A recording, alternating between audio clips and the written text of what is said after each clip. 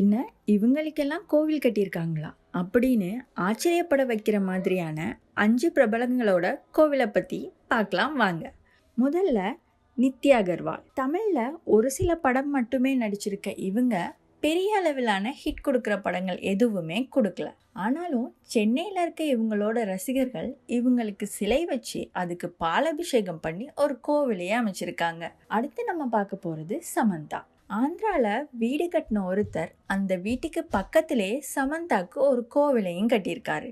அது மட்டும் இல்லாமல் சமந்தா ரசிகர்கள் எல்லாத்தையும் கூப்பிட்டு கேக் வெட்டி இந்த கோவிலையும் திறந்து வச்சிருக்காரு. அடுத்தது நம்ம எல்லாத்துக்குமே தெரிஞ்ச குஷ்பு. திருச்சி ரசிகர்களால் இவங்களுக்கு ஒரு கோவில் கட்டப்பட்டது. இந்த கோவில் கட்டினதுக்கு அப்புறமா பல விமர்சனங்கள், எதிர்ப்புகள் எல்லாமே வந்தது. அதனால 2007ஆம் ஆண்டு இந்த கோவில் இடிக்கப்பட்டுச்சு. அடுத்து நம்ம பார்க்க போகிறது அமிதாப் பச்சன். கொல்கத்தாவில் இவருக்கு கோவில் கட்டினது மட்டும் இல்லாமல் அந்த கோவிலில் தினமும் பூஜையும் நடக்குதாம். அது மட்டும் இல்லாமல் பிரசாதமும் வேலைக்கு கொடுக்குறாங்களாம். அடுத்து நம்ம பார்க்க போகிறது சூப்பர் ஸ்டார் ரஜினிகாந்த்.